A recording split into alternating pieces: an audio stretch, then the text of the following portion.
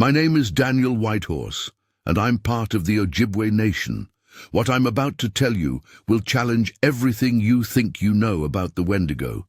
The stories you've heard, the Hollywood versions, the internet legends. They're all wrong. Dangerously wrong. My people have lived alongside this truth for centuries, and it's time someone outside our circle understood what we really know.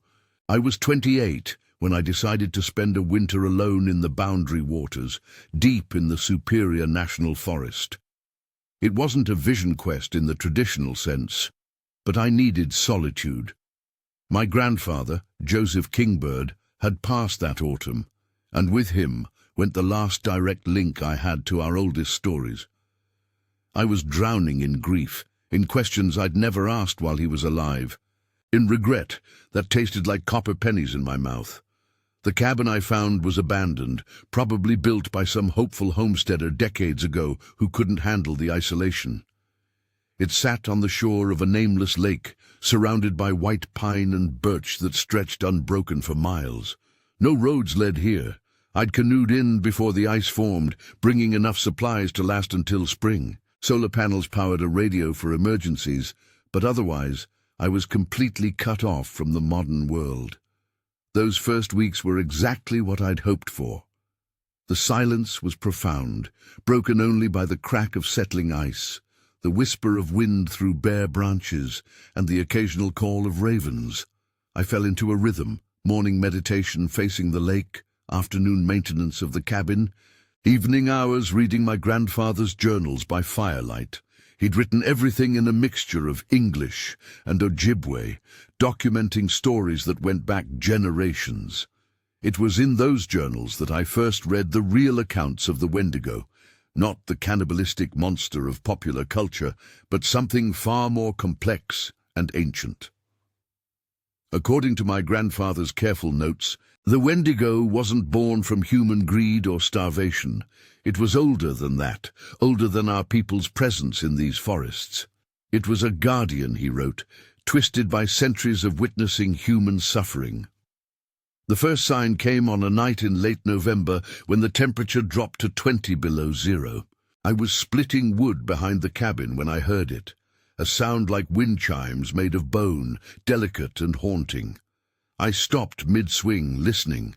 The sound came again, definitely not wind or settling trees. It reminded me of the singing bowls my grandfather used during ceremonies, but deeper, more resonant. I followed the sound to the lake's edge, where the ice met the shore. There, in the fresh snow, were tracks, not human, not any animal I recognized. They were enormous, nearly 2 feet long, with what looked like elongated toes ending in points. But strangest of all, they were warm. Steam rose from each print, as if whatever made them carried its own heat source. I should have been terrified. Any rational person would have packed up and left immediately. But standing there in the bitter cold, looking at those impossible tracks, I felt something else entirely: recognition. It was as if some deep part of me, some genetic memory passed down through countless generations, knew exactly what I was seeing. That night, I dreamed of my grandfather. He was sitting by our old kitchen table, drinking coffee that steamed in the morning light. "You found it," he said simply, "or it found you. Same thing, really." "What is it, Grandpa? What am I dealing with out here?" He smiled, the same gentle expression I remembered from childhood when I'd ask him about the spirits in the forest. "Not what, Danny? Who? The Wendigo isn't a monster. It's the last witness, the keeper of all our sorrows." I woke to silence so complete it felt like being wrapped in cotton. Even my heartbeat seemed muffled. Outside, fresh snow had fallen, covering the mysterious tracks, but something else had appeared. Gifts. Arranged on the cabin's front step were 3 objects that hadn't been there when I'd gone to bed. A piece of birch bark, carefully stripped and folded. A cluster of winterberry branches, their red fruit somehow unfrozen despite the cold. And strangest of all, a small sculpture made from twisted pine roots, carved into the shape of a sleeping bird. I picked up each item carefully, feeling their weight, their realness. The bark felt warm against my fingers, and when I unfolded it, I found symbols drawn in what looked like charcoal. Not random marks, but deliberate patterns that seemed familiar, though I couldn't place where I'd seen them before. Over the following days, I found myself watching the tree line with increasing anticipation rather than fear. My grandfather's journals had mentioned this, the Wendigo's habit of leaving gifts before making contact. It tests, he'd written, looking for respect, for understanding. Those who fear it never see its true nature. I began leaving my own gifts in return. Tobacco, as my grandfather had taught me, was proper when asking the forest for guidance. Small portions of my meals placed on a flat stone by the water's edge. And on the 7th night after finding the first tracks, I left something more personal, one of my grandfather's eagle feathers, along with a letter written in both English and what Ojibwe I could manage, explaining why I was there, what I hoped to understand. The next morning, the gifts were gone. In their place was a single raven feather, black as midnight, and beside it, another sculpture, this one depicting two figures sitting across from each other, as if in conversation. I spent that day preparing. If the Wendigo wanted to meet, I would be ready. I built up the fire, prepared a simple meal of venison and wild rice, and arranged 2 places at my small table. As darkness fell, I sat facing the door, hands folded, waiting. The knock, when it came, was gentle. 3 soft taps, almost hesitant. I stood slowly, crossed to the door, and opened it. Nothing could have prepared me for what I saw. The Wendigo stood nearly 9 feet tall, but its posture was stooped, almost apologetic. Its skin was the color of old bone, stretched tight over a frame that seemed built from winter itself. Antlers sprouted from its skull, not the symmetrical rack of a deer, but gnarled ancient things that curved and twisted like the branches of a dying tree. Its eyes, those eyes were completely human, dark brown, intelligent and infinitely sad. "Daniel Whitehorse," it spoke, its voice like wind through dry leaves. "Grandson of Joseph Kingbird, you have been patient." I found my voice, though it came out as barely a whisper. "You know my grandfather?" A sound that might have been laughter or crying. With the Wendigo, I learned, the two were often the same. "I knew his grandfather, and his grandfather's grandfather. I have watched your bloodline for many generations. Joseph told you I was evil, yes?" "No," I said, surprising myself with the honesty. "He said you were lonely." Those ancient eyes blinked slowly, and I saw something that looked like relief flicker across its gaunt features. "May I enter? The cold does not bother me, but courtesy matters in all things." I stepped aside, and the Wendigo ducked through my doorway with fluid grace. Up close I could see that its skin wasn't smooth, but covered in intricate scarring, as if every tragedy it had witnessed had left a physical mark. The antlers, too, showed signs of age, worn smooth in places, nicked and scarred in others. "You prepared food," it observed, looking at the table. "This is unexpected. My grandfather taught me to always have enough for guests."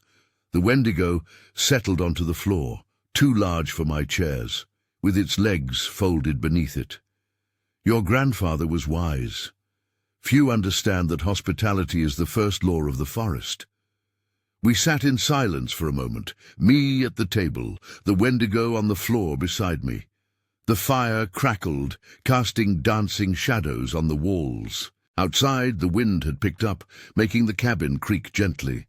"What are you?" I finally asked. "I mean, I know the stories, but you're not what they describe."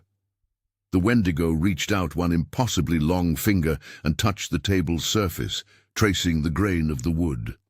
"I am memory," it said. "I am the witness that remains when all others have gone. Your people's word, Wendigo, comes from Wendigo, the lonely one, but lonely is not the same as evil." It paused, and when it continued, its voice carried a weight that seemed to press against my chest. I was human once, long ago. So long that I remember when these forests stretched unbroken from here to the great waters in the north. I was a keeper of stories then, what you might call a historian. When the first great sickness came, the one that killed 9 of every 10 people, I begged the spirits to let me remember, to carry the stories of the dead so they would not be truly gone. The spirits granted your wish? They granted it, but not as I expected.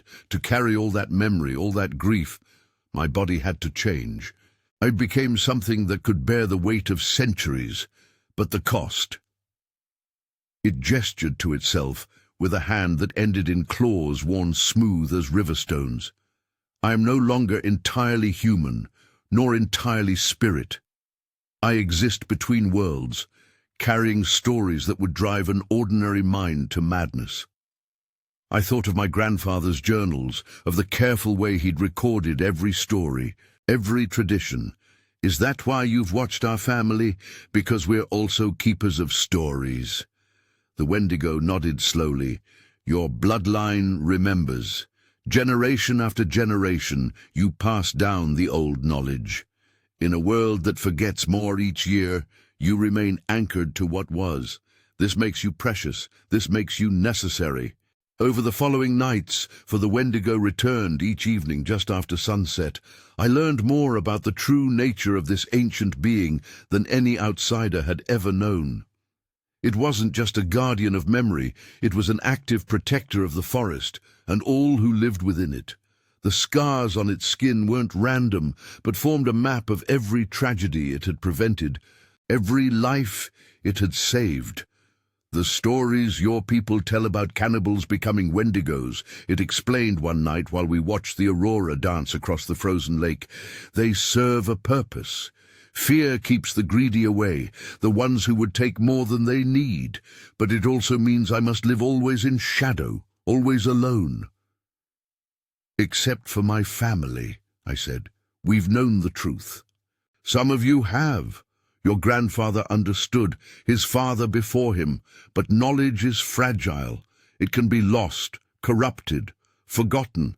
This is why I reveal myself rarely, and only to those who show they are ready.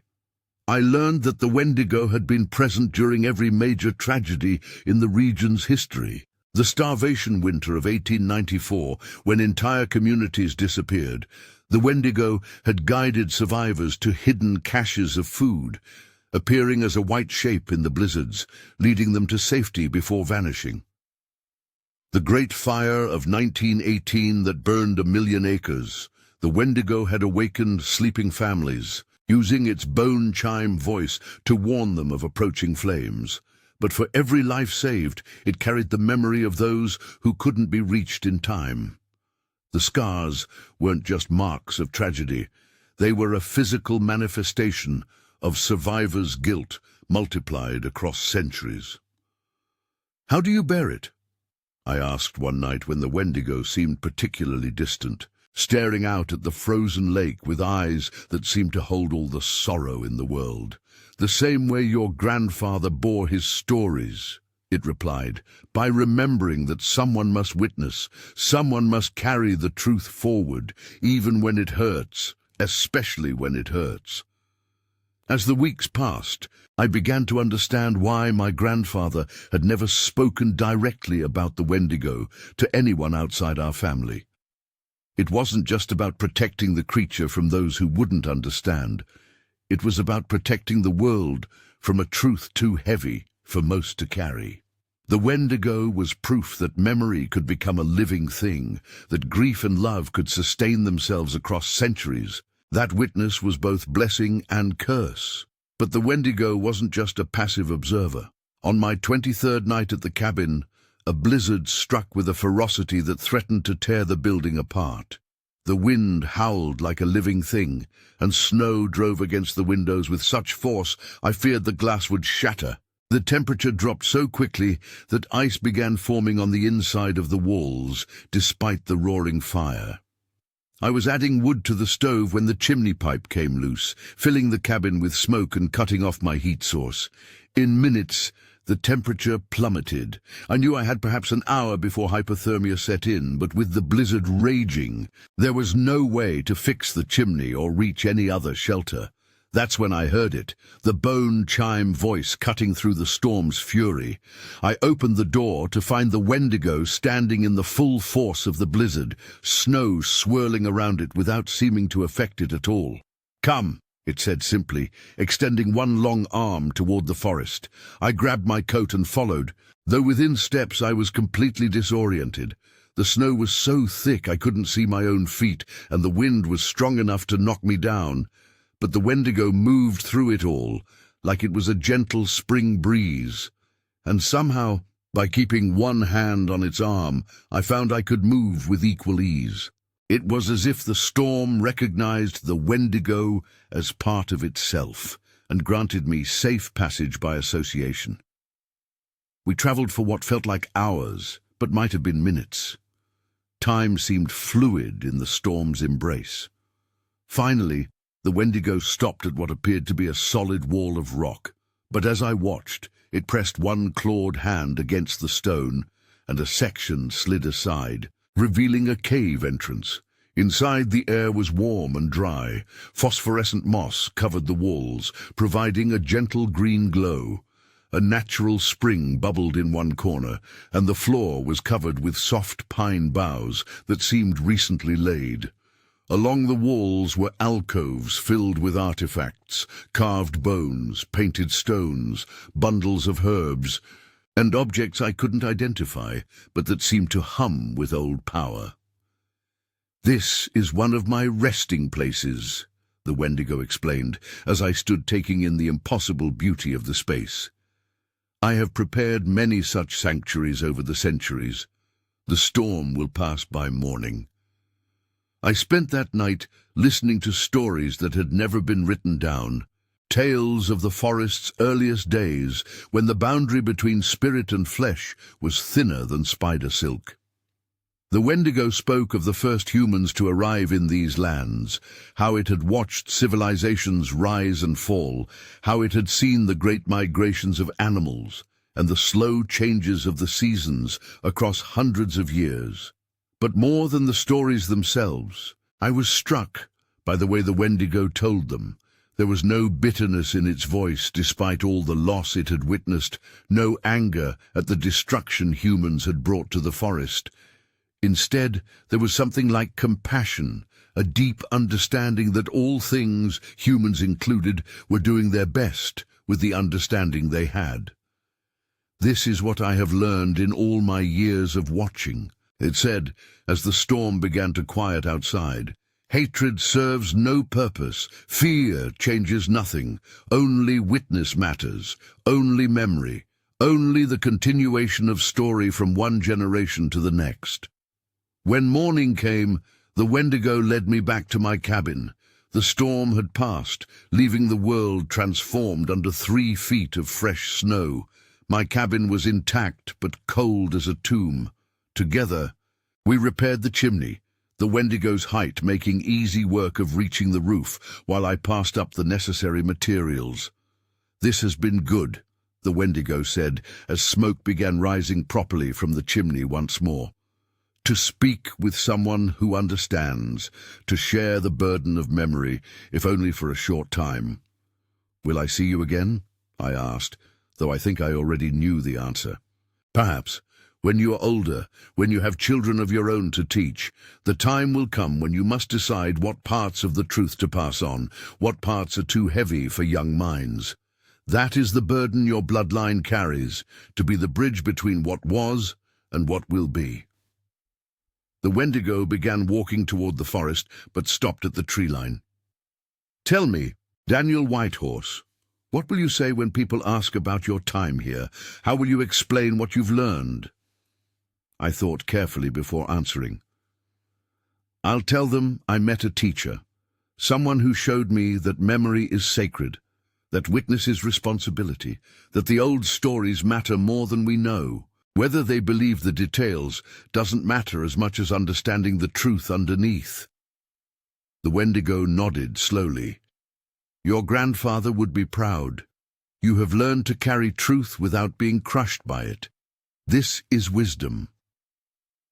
Then it was gone, vanishing between the trees, with a silence that seemed impossible for something so large. I stood for a long time in the doorway, looking at the tracks it left, already filling with fresh snow, soon to be invisible. I spent 2 more weeks alone at the cabin, processing what I'd experienced, writing everything down in a journal that I later buried in a metal box beneath the oldest pine on our family's land. When I finally returned to civilization, I was a different person. The grief that had driven me into the wilderness was still there, but it had transformed into something else, a sense of purpose, of connection to something larger than my individual loss. My friends noticed the change immediately. I was calmer, more patient, more willing to listen. When my nephew started asking about our family's traditions, I found myself sharing stories I'd never heard myself tell. When conflicts arose in our community, I discovered an ability to see past immediate anger to the deeper needs and fears underneath. It took me 3 years to understand what had really happened during those winter nights. The Wendigo hadn't just shared its stories with me, it had shared its perspective. For those few weeks, I had glimpsed the world through eyes that had seen centuries pass, that understood the true cost of memory and the true value of witness. Now, 15 years later, I work as a counselor specializing in grief and trauma. People often ask how I developed such deep insight into the nature of loss, how I can sit with others' pain without being overwhelmed by it. I tell them I had a teacher once who showed me that carrying sorrow is not the same as being crushed by it, that witness is perhaps the most profound gift one human being can offer another. I return to that cabin every few years, though I've never seen the Wendigo again. But sometimes, on winter nights when the wind is just right, I hear that bone chime voice in the distance, and I know it's still out there, still watching, still remembering, still carrying the stories that must not be forgotten. The Wendigo taught me that monsters and guardians are often the same thing, viewed from different angles, that the line between blessing and curse is thinner than we imagine, that sometimes the greatest act of love is to bear witness to unbearable things so that others don't have to carry that burden alone. My grandfather's journals speak of a prophecy passed down through generations of storytellers. They say that someday, when the world has forgotten how to listen, the Wendigo will speak openly again, that it will come out of the shadows to remind humanity what we've lost, what we're still losing, and what we might yet save, if we remember how to hear the old stories with new ears. I don't know if that day will come in my lifetime, but I know that when it does, there will be people ready to listen. People who understand that some truths are too important to remain hidden, even when they're too heavy to bear easily. The Wendigo is real, but not in the way the stories claim. It's not a monster born from human greed, but a guardian shaped by human loss. It's not evil, but infinitely sad. It's not seeking to destroy, but desperate to preserve. And somewhere in the forests of northern Minnesota, it continues its ancient vigil, keeping watch over memories that the rest of us have let slip away. If you ever find yourself alone in the deep woods on a winter night, and you hear what sounds like wind chimes made of bone, don't run. Listen. Be still. Remember that fear and wonder are often the same emotion wearing different masks, and maybe, if you're very fortunate, you'll discover what I did, that the most frightening encounters are sometimes the most transformative, and that the monsters in our stories are often the guardians we forgot how to recognize. The Wendigo waits still, carrying stories too precious to lose, too heavy to bear alone.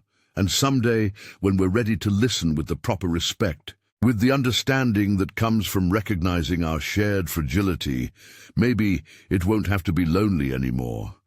Maybe the weight of all that memory can be distributed among willing hearts, and the last witness can finally find the peace that comes from knowing the stories will survive. Until that day comes, I'll continue to do my part. Teaching my children the old ways, helping others navigate their grief, keeping alive the understanding that every ending is also a beginning, that every loss contains within it the seed of something precious that must be preserved. Because that's what the Wendigo taught me, that witness is responsibility, that memory is sacred, and that sometimes the greatest act of courage is simply remembering when everyone else has chosen to forget. The stories matter. The truth matters. And somewhere in the winter darkness, a guardian that the world has chosen to call a monster continues keeping watch over both, waiting for the day when humanity remembers how to distinguish between the two. This morning, as I write these final words, snow is falling outside my window in the city. Each flake reminds me of that winter when everything changed.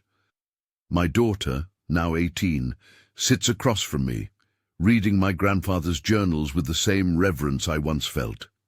She looks up occasionally, her dark eyes holding questions she's not yet ready to ask. "Dad," she says quietly, "the symbols in great-grandfather's journal, I've been dreaming about them." My heart stops for a moment.